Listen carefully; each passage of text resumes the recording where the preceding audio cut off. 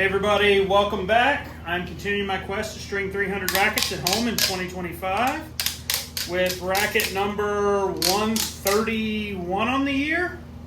As you can see, it has had a patch put in to, I guess, continue playability for a couple seconds. This person called me, found me via my website, and called me today to see if I could string this racket for him today. I said, sure, no problem, bring it on. This is a pretty cool racket to get to do because this racket is actually it is true to the paint job. It's the shared hold version of this racket, which you don't get to see very often because this version of the Speed is from, I don't know, 3 or 4 generations ago. They haven't done this one in quite some time. I mean, I think this was like 2012, somewhere in that ballpark racket. Because this was about the time that I got into tennis. These rackets were new. The guy said he was stringing with Head Velocity, which is a multi-filament. But what came out of there, and this one I guess is a multi-filament, because what came out was not a multi-filament. That was definitely a polyester.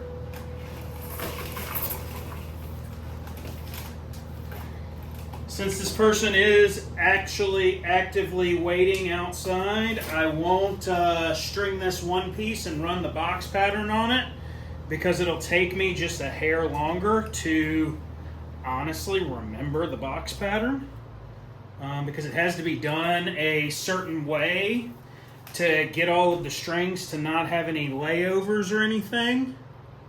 And I can certainly do it, but it would probably increase stringing time by, I don't know, 3 to 5 minutes to do it that way. And since this guy is actively waiting outside and would like to go play again today, I'm going to go ahead and do it as a 2-piece so that it's marginally quicker at finishing these rackets. Even though the 1-piece does make it a little easier on the shared holes to not create the layovers, because you can end up with some really funky stacking on the outside of these frames if you're not careful and if you don't know what you're doing. And there are a few different techniques to remedy the layovers, because there are a few professional players that are still playing with this particular generation of Speed. Actually, I don't know, is he world number 1 right now? What is Youtek center? Is he 1 right now? If he is world number 1 right now, he is currently playing with this generation of Speed. If he's currently number 2, then, well, the world number 2 is currently playing with this generation of Speed. Strings them extremely tight. He strings them at, I think last year at the Open when I was stringing them, they were at 28 kilos, which is somewhere 60s, low 60s.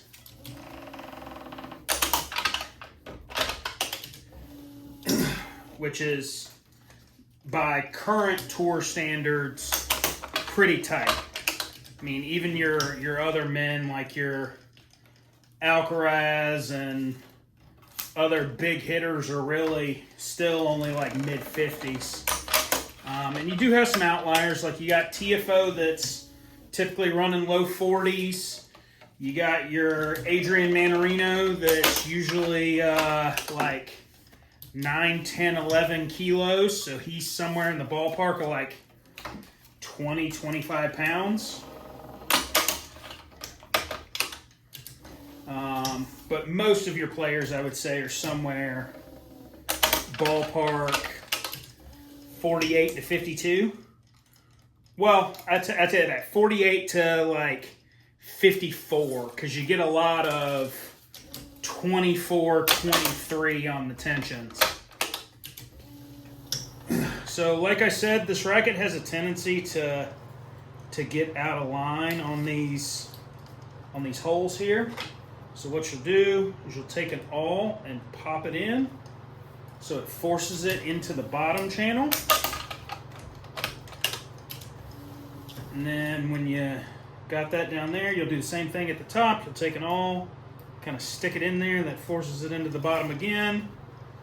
Take a second awl and put it in there, because you want them all to lay the same initially. And the way I do it is I try to get them to lay to the bottom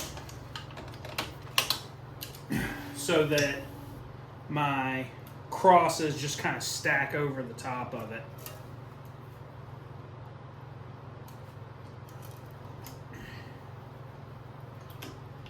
All right, over to the other side.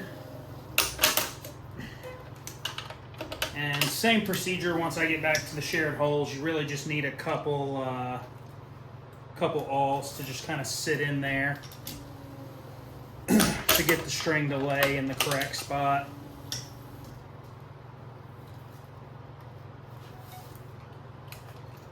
Same thing. You can kind of push the string to where it needs to go, but it may not stay depending on how worn these channels are. But if you put the awl in, it'll definitely get it down to the bottom portion, as long as you make sure that you are coming at it from the top.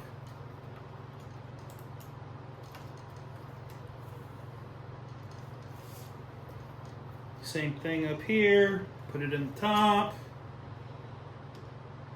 Put it in the top. And some people will keep scrap string on their machines to be able to do this.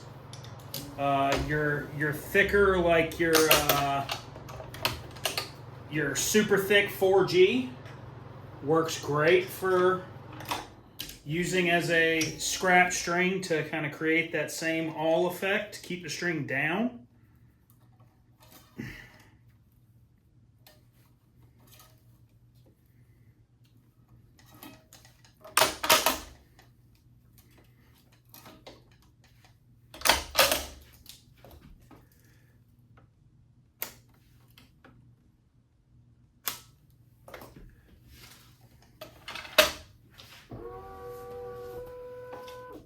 And onto the crosses.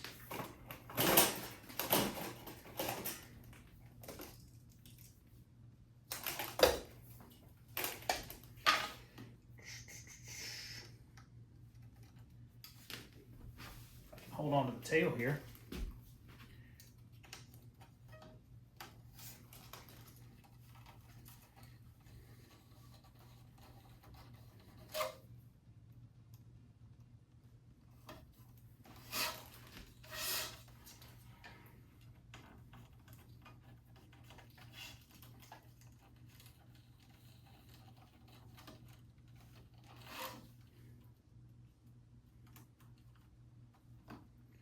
And getting the string back through the shared holes, that's another reason you want to make sure you've got it stacked up properly.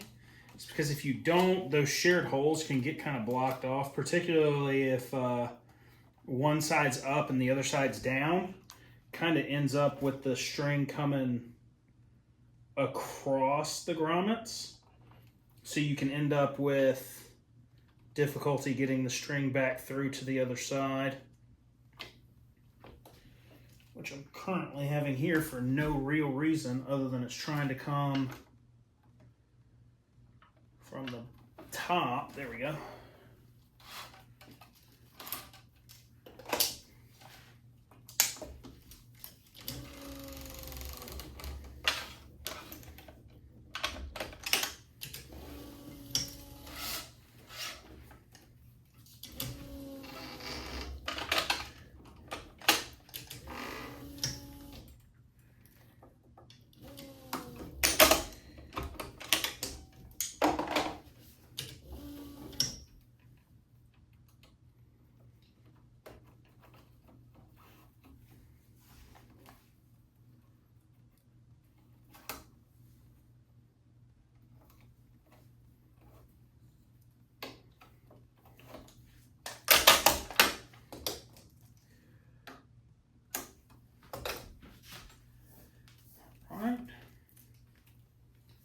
off and running down the crosses.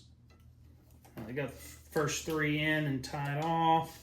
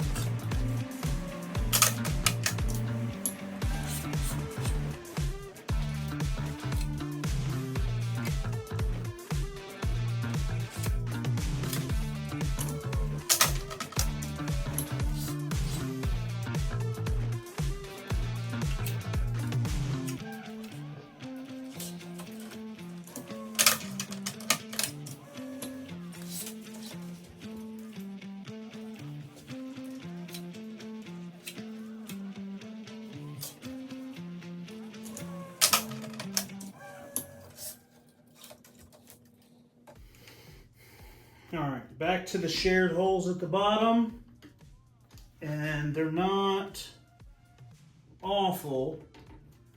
They are a little more difficult with the multi-filament, just 'cause it's a little softer to kind of get through the string.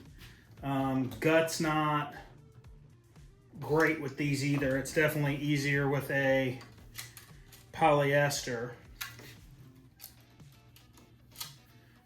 But no matter what string, it is certainly possible to get through them if they were stacked correctly on the front end.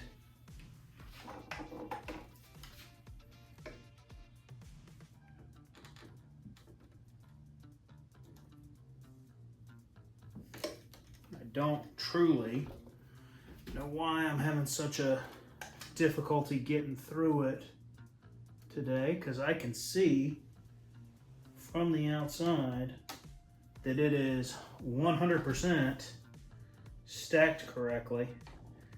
I am looking dead at that tip of string. Nonetheless, it's still not wanting to do it.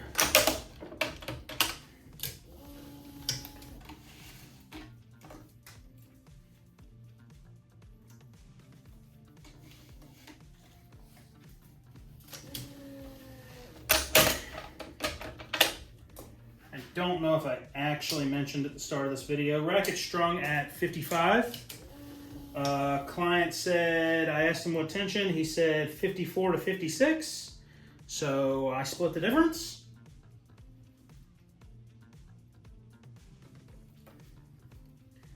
Same thing. Not sure why it's wanting to fight me here, rather than just going on through.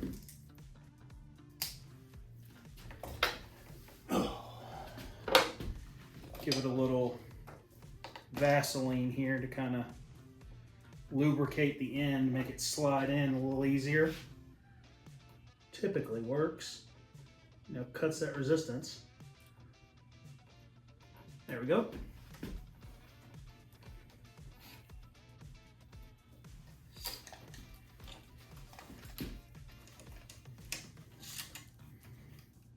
And because it's strung 2-piece, I will end up with a little bit of a stack on the outside here on the bottom, but nothing huge. But with the 2-piece, you end up with a couple little runs to get you to your tie-offs that are a little longer than what you would typically like, but sometimes there's no real choice here. And again, not wanting to go through this side, even though I'm looking square at it and can see what it's doing.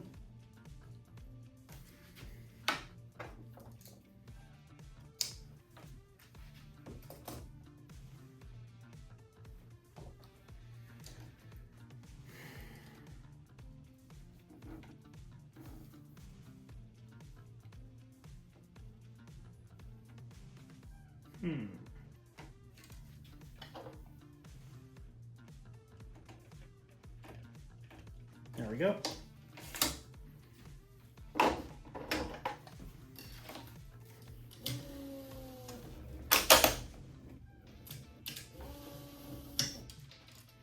Tie off, so it needs to be pulled at knot tension.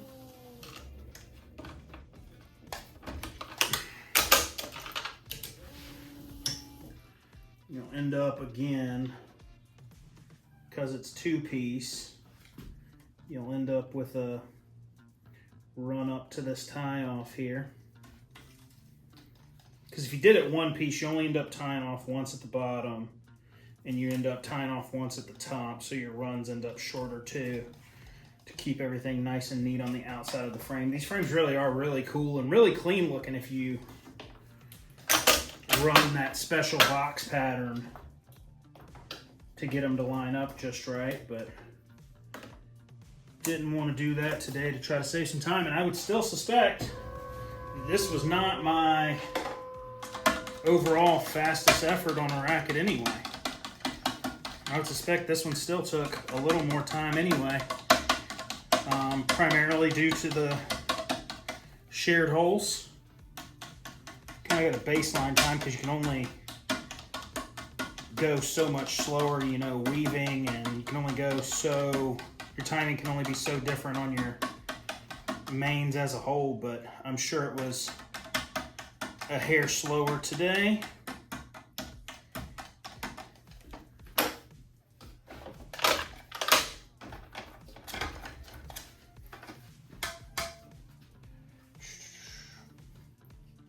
Racket 131, a Head Youtek Speed MP with the shared holes at the top and the bottom.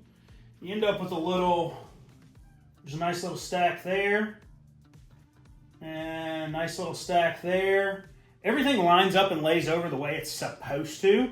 It's just much cleaner without the 2-piece if you do it as a single 1-piece. If you liked what you saw today, please like the video, subscribe to the channel so you'll see more of it. If you want to help me on my quest to string 300 rackets in 2025, please reach out to me via my website or my Facebook that are linked in the description below.